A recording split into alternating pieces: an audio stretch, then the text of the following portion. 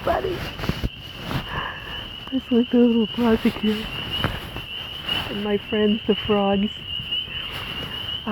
April, let's see, Leslie Noto Plastic Zazoo Plazz report for April 23rd, 4/23/23. It's crazy. A couple of minutes before I came on, everything was quiet. I walked by the pond over here, and all of a sudden the geese start, honking and flying, and the frogs start croaking, and I just hope I can continue my report. I'm on battery saving, and but I don't have that much charge left, so hopefully I can get through most of this. But if not, oh well. Hello, goodbye, have a good week. Hope to get in one or two laughs in the middle. Typical Connecticut weather. Last week I was wearing like a t-shirt and shorts. This week I got jeans, long sleeve shirts with my daisy. Life is good. A rain jacket because it was raining the whole day. It rained today, and I got my winter hat because I'm freezing. You gotta cover up. I got my light up here, and I figured out how to put it. I got a stick running at the bottom of my tripod, so the thing's not gonna tip over. So I hope you get some entertainment from watching my struggles here. This isn't movie magic. Those are real little frogs. It's me, the frog. Kermit the Frog. Broadcasting, because I'm French, I can make fun of me being French, because I'm French. Shout out to my childhood friend, MJ, who always used to call me, like she'd write me a letter, because back then, kids, we used to write each other letters, like when we were traveling. She'd write me a letter, she'd go, "Dearest Frog." I don't know, and I'd usually make some kind of joke about spaghetti because she's Italian, So but we could do that. In those days, you could do it. I mean, we don't tend to do it anymore, but, back in those days, people defined themselves, I think, more strictly, in ethnic terms, growing up in Catholic school, and not so much my generation, but my mother's generation, my parents. So this is my dad's 86th birthday this week on April 25th. So I'm kind of been thinking a little bit about, his generation. He graduated high school in 55. He's 3 days younger than Jack Nicholson, my dad. So with that in mind, he's a little bit like that. And then I think a few days after is, he's the same year as like Anthony Hopkins too. But what I was going to say is that he's like the Back to the Future parents, that's in the 50s. That's when my parents met in high school, and that was their scene. So the song for today kind of reflects that. It kind of fits in with the whole, Taurus, this time of year, my dad's birthday, and, the reading, which was, the apostles, Jesus had already risen, and I do the Catholic thing, and then I go on and I do the pop culture and the Gen X thing, and, if you're new here, that's what I do. I do funny, and I mix in a little bit of my, I guess I do all kinds of humor, and for me, I'm recovering from being a Catholic my whole life. 12 years of Catholic school. 8, and then college. So I mix it all together. It's like one big soup. One big Zazoo Plazz soup. So this is how it is for now. I might change the format. But yeah, so you get, I'm trying to shed some light, some current light on the stories I grew up with, which were, a lot of them were Bible stories. And I'm growing up, I'm like, the more I learn about, in the spiritual path, the more I like to kind of poke at them a little, you know, like poke the bear and see what's there, you know, what's this really about? You know, no more of this. Don't pull the wool over my eyes. I want to know what this is about. So this is what I think. This is my personal perspective. I'm not converting anybody. I'm not dissing anybody. I'm just reflecting my curiosity, my wonderings, my wanderings, and come along if you like. So, no pressure. So you got the apostles, you know, Jesus just rose, and they're like, oh, you know, they're walking along, you know, like you do with your friends, going for a hike. In those days, you know, you're riding in the car with your friends, something, and you're talking, you know, or you're online with your, you know, buddies. You're all talking. What's going to happen now, right? What's going to happen? It's like, geez, this thing that I relied upon, this person in my life, this institution, my job, my title, my mother, my father, my marriage, whatever. You know, it's not there anymore. Whatever, you know. This thing I used to define myself as. I was an apostle of Jesus. Now he's gone, and what the heck? They're in dire straits, like the band, which got their name in 1977. Now I'm getting to the song.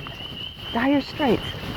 That term, okay, straits are like narrow passages of water, right? If you're captain of a boat, you're, you know, piloting a boat, and you've got to go into narrow straits, you know, like those cruise ships. Remember the time that cargo ship got stuck a couple years ago, and the big thing on the news was, you know, this big ship got stuck, and they couldn't figure out how to get it. They were in dire straits, right? Nobody could get their stuff that was on the big boat because it was stuck. So that straits are those narrow. I remember, you know, when we used to go down to Rhode Island in the summers, my dad, here's another dad story, he bought us a little boat, you know, and those were the great years until he sold the darn thing. He didn't even tell me about it. We'd take my neighbor out, you know, it was just a little, I don't know, kind of like a Boston whaler, except it was a very basic boat with just a motor on the back. And it wasn't like with a cabin and the whole, it was just a boat, like a rowboat with a, you know, a motor on the back. So I used to drive the thing. My dad taught me how to drive the boat. I used to steer around the salt pond, you know, and then we go fishing, and then he taught me how to, well, actually my neighbor taught us. We take out a sailboat. My dad loved to sail. You know, for years I'd get him a birthday card with a sailboat on it. But that was, you know, that was his thing. Like, but we always used to tip over. I mean, I don't think we ever went out when we didn't tip over. So here we are in this narrow pond, you know, with the little boat. And there would be times when, you know, I learned I had to slow down, you know, because there would be sandbars in the middle of this big, deep pond. It was, you know, very deep. But then, as you get toward the marina, of course, or along the side, you get to know where the straits were, the sandbars. Because if you went, you know, zinging through there at top speed, you're going to wreck your motor. You're going to get beached, stuck on those sandbars, and your motor is going to get jammed, and then you're really in dire straits. You know, you're stuck. You can't get out. Or you're going to break your motor, you know, and do a whole lot of damage. And, you know, so there you are. So dire straits were the times when you'd have to slow down, lift the motor up a little bit, you know, kind of go slow, feel your way, and then you get out toward the breachway, and then you can open up, right? Then you can go, if you went out, you know, into the open ocean. But then the other problem is you get out there in the open ocean, it's like, you know, and then the waves start taking you, so you really have no control.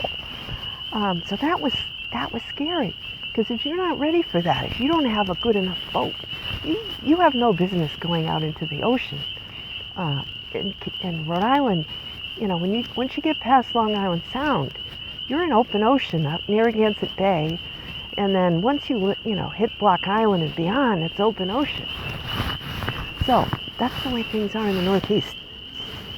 Maybe where you are, there's a similar place, even a big lake or something. They all have narrow. So you gotta know the lay of the land, right? You can't just go out in the world and go, everywhere. You gotta, So that's the way my dad brought me up. He's like, all right, well, here, this Taurus is a fixed earth sign.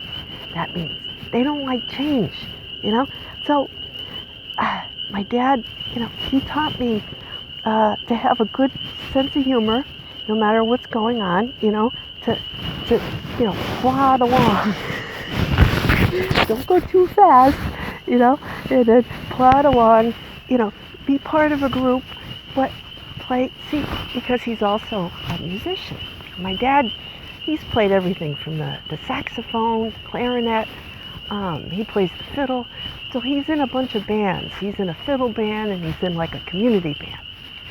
And, he goes and he says, he tells me, this is his wisdom, everybody plays their own instrument, right? And that's your specialty. But then you have to play as the part of the thing is in playing with a band, you have to know when to come in, when, when is your part to play? And then you gotta be quiet and let other people play. And, everybody coming together at the same time in unison is what makes the beautiful song happen, right? The magic. But he's a very independent person. He likes, the 4 pillars of his life are, go to church, working in the yard, family and friends, and music, and he's very, those are the cornerstones of his life. So he's taught me a lot, about resilience, about having a sense of humor when things don't go the way you think they're going to go, which they almost always don't. And he can be very stubborn. He can be very, fixed in his way. He has that one station that he watches, and and now he's starting. I have to be very careful when I talk to him about certain current events. Let's just leave it right there. But he's got reasons for that. He was born in 1937. Speaking of dire straits, FDR, the first time he used that word was in 1933 during the Great Depression, when the country was in dire straits. My dad was born at the end of the 30s. That was the start of the Second World War. Talk about dire straits, He didn't really grow up during the Great Depression, but he grew up, during he was a little kid during the beginning of the Second World War. But, his generation, for the most part, knew peace. They had it pretty good, These are the silence, right? But, people assume if you're Gen X that your parents were boomers, and it's not the case. My parents were tail end of silent. They were right before the boomers. So, but there was a difference there. They were Pluto and Cancer. So their friends, their community was everything, That was, Pluto and Cancer. So Cancer is more like, home and protected and, they were very patriotic, not extremely patriotic, not military kind of family, but, it was more with my family growing up. Like, my dad, he'd pretend, even if he wasn't feeling it, but I could see right through him. He'd be in church, and he'd be pretending to sing, and he's pretending to say the prayers. And I'm like, what's up with that? And when I got old enough, I said, I called him on it. I said, Dad, I know you're not singing in church. You're just mouthing the words. He just wanted to get through the Mass so he could go have donuts and coffee after. So, I'd start singing in church. And my mother would say, shh, you're too loud. So I stopped singing in church. So there was this lady, when I was a little toddler, like 2 years old, they'd bring me to church, but they wouldn't bring me up, for communion, to go get the bread. So I went, I had this little pocketbook, and it's on my Zazoo website. It's like a little black patent leather pocketbook. And I went up after communion. They were coming down the aisle all dressed up, and I was taking pictures with my little pocketbook. And everybody was cracking up. My parents were completely humiliated. But, that's another story for another Zazoo book. So anyway, when we were talking about dire straits, yeah. So my dad's out there he's hacking at the tree roots from the neighbors' yard. All of their trees growing up over the years, they would intrude upon our lawn. All the stray animals, all the stray tree roots and leaves would end up in our yard.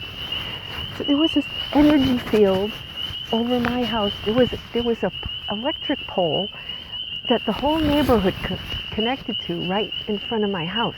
And in those days, the cable and the phone and everything it was above ground, And so today, my dad's got the super high, high-speed internet.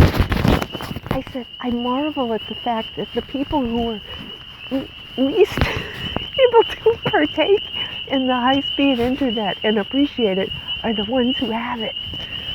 Most of the people being 80 years old on my dad's street or more.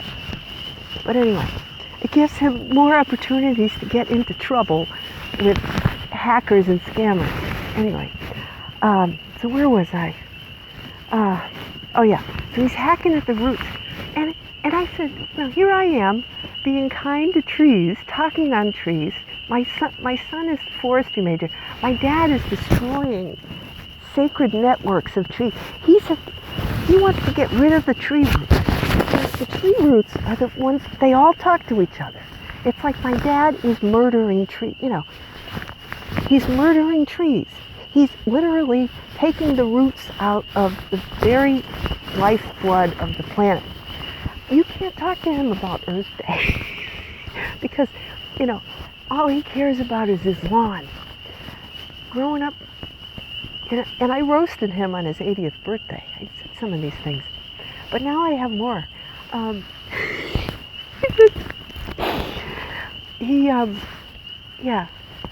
So my dad is all about the lawn. He'd have this like zoysia grass. He'd always be grumbling about the grass, the zoysia, this like the crabgrass that would come, and he would have a bad day. It was like a woman having a bad hair day. It was like Dad's having a bad grass day. That has a whole new meaning now. but then, anyway, my dad needs a lawn to maintain. Song of the week. I'm getting to it. Now I'm getting to it. If you haven't guessed it already, it's Walk of Life. 1985, in the fall, it was released from Brothers in Arms, Dire Straits. Walk of Life. You know that one. So, that's my husband's favorite song. He has the album on CD. Shout out to him. Just thinking about him today. So, yeah. And, it's such a guy video with the sports, all the sports, the parallel between, the guys in the band and the guys in the, in the locker room going out in the football field or, baseball or whatever. And it's, springtime, so kind of appropriate. But think about it. Here's the apostles, right? They're in dire straits. When Jesus says, what are we going to do? Our leader's gone. So the whole time he was walking with them from one town to the next, he was with, but they didn't recognize him. But he was right there, and they were doing the walk of life. They were walking with him. They didn't know it was him. And then they get to this place, he starts breaking the bread. And like, oh, it's him, because that's what he does. He breaks the bread. But he's like, duh, did you think I was going to go through all that with you and then just disappear and say, see ya. No. How many times do we think, we're going through life and we think we're in dire straits, right? But that's the time when sometimes you have to slow down, get the lay of the land before you go right ahead.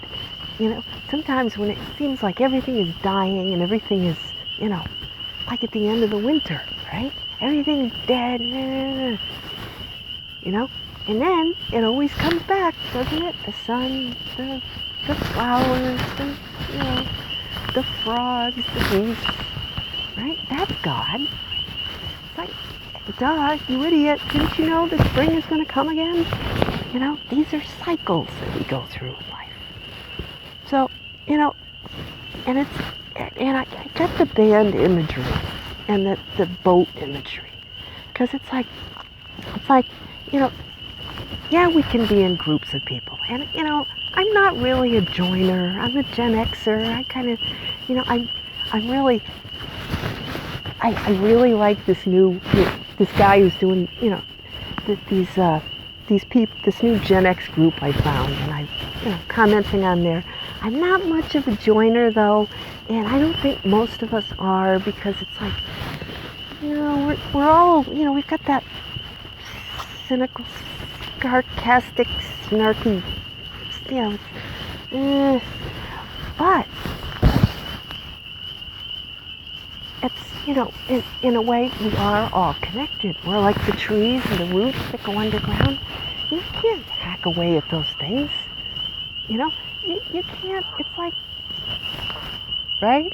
I know. Okay, so, but when you find, to some extent, we all find ourselves in a group of some kind, whether it's, geese on the pond, or, in a work situation. Oh, great, now you're going to try to drown me out. Or wherever, right? We've all been in these little groups. We're in families. We're not alone here. But you're still, but you've got to play your own instrument. You've got to walk your walk. You can't walk somebody else's walk, right? I know. You got to do your walk in life, right? Yeah, I know. So, and then when you're in your little duck pond with your duck friends, and then later you fly somewhere else and you're in a bigger pond. And then you go down the river, and then you go to the ocean, right? But in the meantime, we all need to know how to play our part in the band. We can't all be the lead singer. We can't all be the bass player. The drummer. We all have our individual, horn to toot, so to speak. We can't all be frogs or geese or, whatever.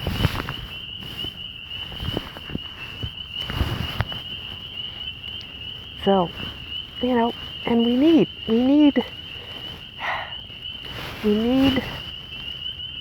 to learn how to be the best at what we do, right? We don't have to try to be like somebody else. We have to be the best person in our particular band, in our particular, in our particular group as we walk along, right? And we have to have faith. A dose of skepticism isn't bad, but we can't let it keep us from, continuing the walk. It's the most important thing, to just keep walking. Even if you're in dire straits, don't stop in the dire straits. Keep moving, right? Just otherwise, it's no good. So anyway, I'll leave you with that. And happy birthday to my dad, and see you next week for the Zazoo Report. My friends are taking off. Oh God, they're coming to get me. All right, the geese police are going to be here. All right, everybody take care, and have a good week. See you next week. Take care. Bye-bye.